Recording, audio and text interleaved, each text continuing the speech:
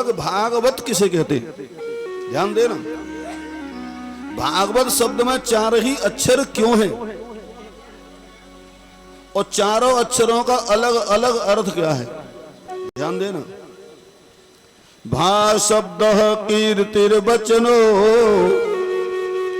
ग शब्दो ज्ञानवाचक, सर्वेष्ट वचनो वश्य तौ विस्तारवाचक। भा जो अक्षर है ना, भा माने होता है कीर्ति, भा शब्द कीर्तिर्वचनो। और गा जो अक्षर है, गा अक्षर ज्ञान का वाचक है, ग शब्दो ज्ञान वाचक। और बा अक्षर जो है सभी प्रकार के इष्टों का वाचक है। और ता माने होता है विस्तार। दूसरी तरह से समझे तो भा माने भक्ति, भा भक्ति, गा से ज्ञान और बा से वैराग्य। और व्याकरण में तौ विस्तारे धातु है, ता माने विस्तार। जिस ग्रंथ के अंदर भक्ति ज्ञान और वैराग्य का विस्तार से वर्णन किया जाए, ध्यान दें, उसे भागवत कहते हैं।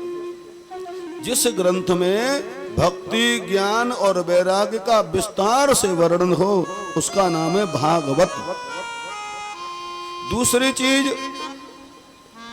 भगवान के द्वारा प्रोक्त होने के कारण, भगवान का तेज होने के कारण भी इसका नाम भागवत है। भगवतः प्रोक्तम भागवतम। कल मैंने कहा था, जब भगवान अपने गौलोक धाम को जा रहे थे, उद्धव जी ने प्रार्थना करी, भगवान आप तो जा रहे हो और धरती पे कलयुग आ गया, दुनिया का कल्याण कैसे होगा। भगवान बोले उद्धव चिंता मत करो, मैं अपना पूरा का पूरा तेज भागवत में स्थापित कर रहा हूं। ऐसा लिखा है कि स्वकीयम यद भवे तेजो तच्च भागवते दधात। भगवान के शरीर में से तेज उत्पन्न हुआ और वो श्रीमद् भागवत में समा गया। तो तेनेयम वांगमयी मूर्ति प्रत्यक्षा वर्तते हरे। तो श्रीमद् भागवत भगवान की साक्षात मूर्ति है, माने भागवत में भगवान का पूरा तेज है। भागवत में और भगवान में कोई अंतर नहीं है। तो भगवान का तेज होने के कारण भी इसका नाम भागवत है।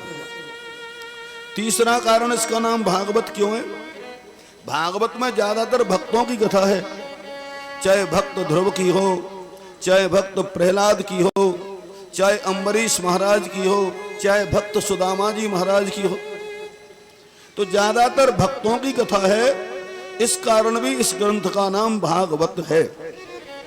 ये बड़ा पवित्र ग्रंथ है, भक्ति ज्ञान और वैराग्य की त्रिवेणी है श्रीमद् भागवत महापुराण। अब आइए भागवत की महान कथा का प्रारंभ करें। एक बार सभी प्रेम से बोलो श्री हरि श्री हरि। भागवत का पहला श्लोक मैं आपको बताऊं। जन्माद्यस्य यतोऽन्वयादितरतः चार्थे स्वभिज्ञः स्वराट् तेने ब्रह्म हृदय आदि कवये मुह्यन्ति यत् सूरयः तेजो वारिमृदां यथा विनिमयो यत्र यत्र सर्गो मृषा धाम्ना स्वेन सदा निरस्तकुहकं सत्यं परं धीमहि। ये भागवत का पहला श्लोक है। इसका अर्थ है कि जो परमात्मा जगत की उत्पत्ति स्थिति और प्रलय करने वाला है, जगत को उत्पन्न करता है, जगत का पालन करता है, अंत में जगत का संहार करता है, ऐसा ईश्वर है। जो परमात्मा कण कण में व्याप्त है, अन्वय और व्यतिरेक रूप में कण कण में व्याप्त है। इसके अलावा जो परमात्मा सर्वज्ञ है, सब कुछ जानने वाला, सज्जनों केवल ईश्वर है, हम तुम तो अल्पज्ञ हैं।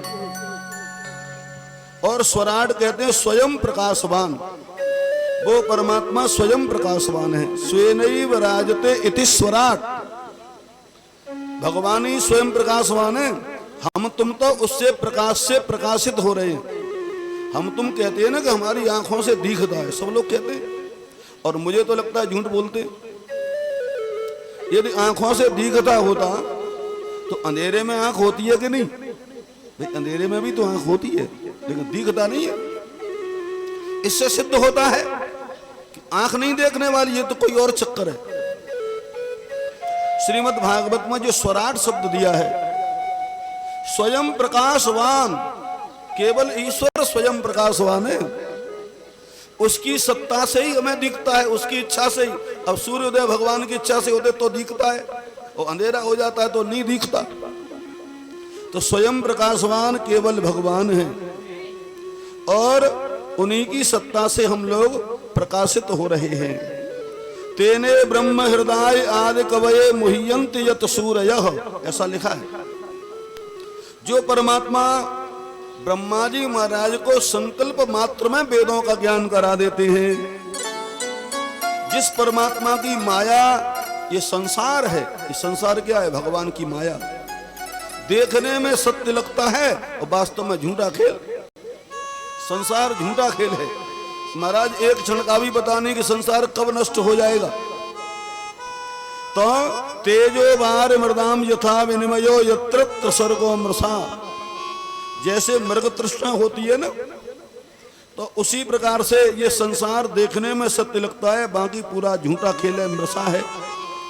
केवल ईश्वर सत्य है, केवल ईश्वर सत्य है। कल भी मैंने आपको कहा था, ब्रह्म सत्यम जगन मिथ्या, केवल ईश्वर सत्य होता है, बाकी जितना जगत प्रपंच दिखाई दे रहा है ये पूरा का पूरा झूठा खेल है।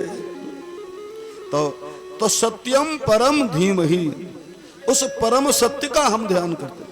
भागवत का जो पहला श्लोक है ना, मैंने आपको बताया था, या तो श्लोकबद्ध कथा आप सुनेंगे, प्योर कथा का आनंद आप लेंगे। इस प्रकार से पहला श्लोक है। आगे देखो भागवत क्या है, ध्यान देना थोड़ा। निगम कल्पतरोर्गलितं फलम सुखमुखादमृत द्रव संयुतम पिबत भागवतं रसमालयं मुहुरहो रसिका भुवि भावुका। भागवत क्या है? निगम कल्पतरोर्गलितं फलम, वेद रूपी कल्प वृक्ष का पका हुआ फल श्रीमद् भागवत। माने वेद वृक्ष है, और वेद रूपी वृक्ष का पका हुआ फल माने वेदों का निचोड़। फल क्या होता है? वृक्ष का निचोड़। तो वेद रूपी वृक्ष का पका हुआ फल श्रीमद् भागवत है। और आप सब जानते हैं, जिस